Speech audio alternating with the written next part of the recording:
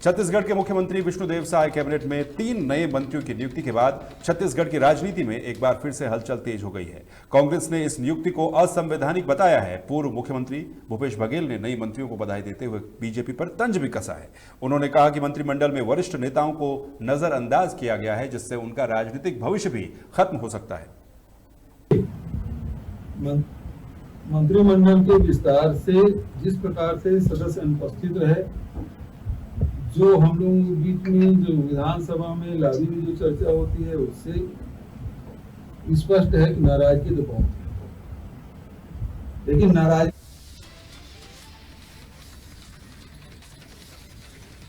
वहीं छत्तीसगढ़ के मुख्यमंत्री विष्णुदेव साय गुरुवार को जापान और दक्षिण कोरिया के 10 दिवसीय दौरे पर रवाना हो गए।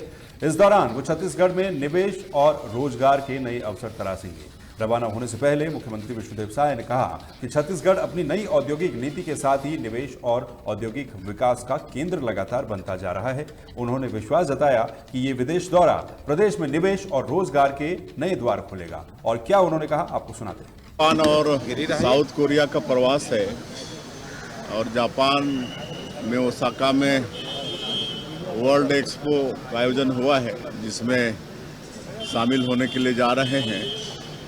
और जापान और साउथ कोरिया में इलेक्ट्रॉनिक्स, ऑटोमोबाइल्स और फूड प्रोसेसिंग, ये तीनों क्षेत्र में अच्छा काम है और हमारे छत्तीसगढ़ में भी इस क्षेत्र में अपार संभावनाएं हैं। तो इसलिए हम अपनी जो प्रदेश की नई उद्योग नीति है उसको लेकर जा रहे हैं और यहाँ पर निवेश के लिए उद्यमियों को आमंत्रित करेंगे। जापान और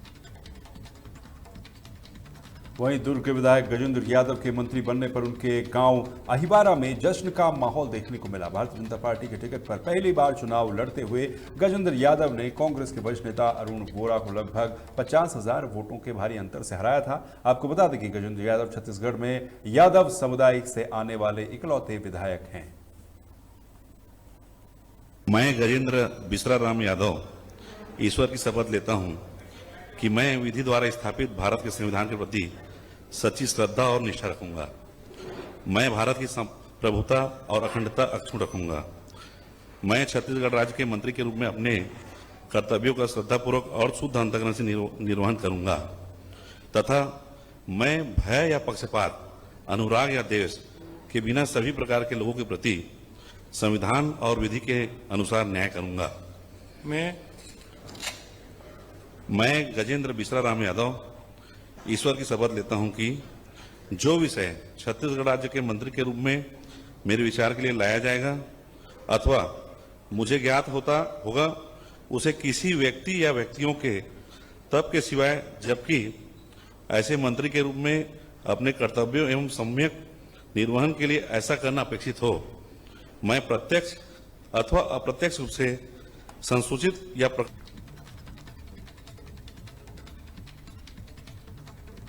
और छत्तीसगढ़ के कांकेर शहर में इन दिनों सड़कों पर बैठी गायों की समस्या से लोग परेशान हैं। शहर की सड़कों पर गायों का जमावड़ा लगा रहता है, जिससे यातायात बुरी तरह से प्रभावित हो रहा है। सड़क पर बैठी गाय की वजह से कई बार दुर्घटनाएं भी हो जाती हैं, जिससे लोगों में काफी गुस्सा है। यहाँ के लोग इस समस्या को लेकर कई संबंधित अधिकारियों को शिकायत कर चुके हैं, लेकिन अभी तक कोई समाधान नहीं निकल पाया। इस वजह से लोगों में नाराजगी बढ़ती जा रही है। यहाँ ये गाय बैठी है, यहाँ से महज 10 मीटर की दूरी पे कलेक्टर का बंगला है। आप बताइए, इसी रास्ते से कलेक्टर साहब आना जाना करते हैं। बड़ी असहज स्थिति है और इन गायों की वजह से या इन पशुओं की वजह से कोई भी व्यक्ति दुर्घटना का शिकार हो सकता है। ये भी हो सकती है, जान माल का नुकसान हो सकता है, घायल हो सकता है। तो आखिर नैतिक जिम्मेदारी किसकी बनती है? जिला प्रशासन की। और नैतिक जिम्मेदारी किसकी बनती है? सांसद और विधायक की। यहाँ से विधायक जो है 5 किलोमीटर दूरी बेवर्ती गांव में रहते हैं और सांसद यहीं रहते हैं। तो सवाल ये है कि आप जनप्रतिनिधि हैं तो किस बात के लिए है? आपका क्या फर्ज बनता है? सिर्फ इसलिए कि लोगों ने आपको जनप्रतिनिधि बना दिया और फीता काटने के लिए आप जनप्रतिनिधि हैं। ये जो है व्यवस्था है, इसको ठीक कौन करेगा? ये तो आपकी जिम्मेदारी है। कोई नहीं बोलता, इसका क्या मतलब है कि आप आंख मूंद के निकल जाएंगे यहाँ से? जो शहर में जो गाय बैठे हैं, उसके वाकई में हमारे शहर के लिए बहुत बड़ी समस्या है। जो हमारे जो जानवर बैठे हैं, उसके जो मालिक हैं, वो उनको बिल्कुल छोड़ दी। उनकी भी जिम्मेदारी बनती है कि अपने पशु को अपने घर में अपने व्यवस्थित रखे। तो ये अभी हमारी सरकार एक नया योजना ला रही है। गौ जो पहले गोधान नाम चलती थी, गौधाम के नाम से नई योजना आ रही है। बहुत जल्दी ये योजना हर शहर।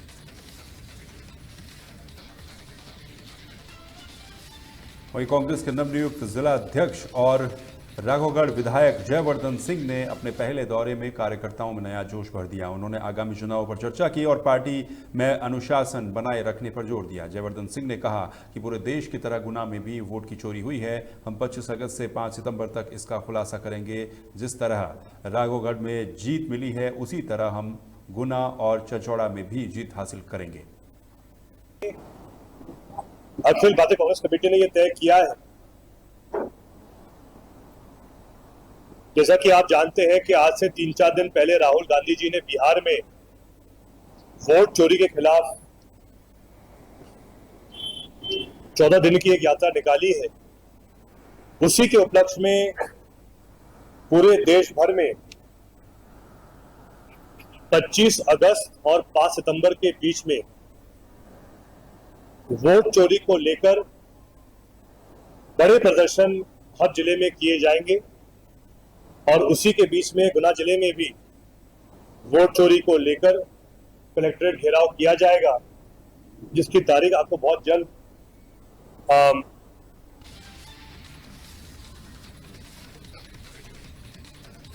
मध्य प्रदेश के गुना जिले में स्थित अरुण विकास खंड के नायक बस्ती में पिछले 30 सालों से लोग सड़क न होने की समस्या से जूझ रहे हैं। आजादी के बाद भी आज तक इस बस्ती में विकास नहीं पहुंच पाया। यहां के लोग पिछले 30 से 35 सालों से सड़क न होने की वजह से परेशानी झेल रहे हैं। ग्रामीणों ने इस समस्या के बारे में कई बार उच्च अधिकारियों को ज्ञापन सौंपा, लेकिन अब तक कोई भी कार्रवाई नहीं की गई। ग्रामीणों ने चेतावनी देते हुए कहा कि अगर उनकी समस्या का समाधान मौके पर या जल्दी नहीं होता है तो फिर आने वाले चुनावों का वो बहिष्कार भी करेंगे। तो ये पूरा मामला 30 साल के बाद भी जहां पर आज तक सड़क का इंतजार लोग कर रहे हैं, यहां आज तक सड़क नहीं पहुंची। कई बार जो जिम्मेदार लोग हैं उनको ज्ञापन दिए गए, शिकायतें की गई, मांग की गई, लेकिन उसके बावजूद भी लोग इस तरह के रास्ते पर चलने को मजबूर हैं। की भारी समस्या, डिलीवरी भी ले जाने में परेशानी है, पैदल चलने में परेशानी है, बच्चा बच्चे नहीं पढ़ पा रहे, स्कूल में आना जाना नहीं है इधर। और बच्चे क्यों नहीं पढ़ पा रहे, क्या समस्या? नदियाँ चढ़ जाती है, उसमें आने जाने परेशानी, कीचड़ है, गड्ढा है, पत्थर है। तो अब आप आगे प्रशासन से क्या मांग चाहते हैं? हम रोड की मांग चाह रहे हैं सर। कहाँ से कहाँ तक रोड डलना चाहिए? यहाँ से स्कूल से आरून रोड पे लगना चाहिए। आरून रोड पे लगना चाहिए।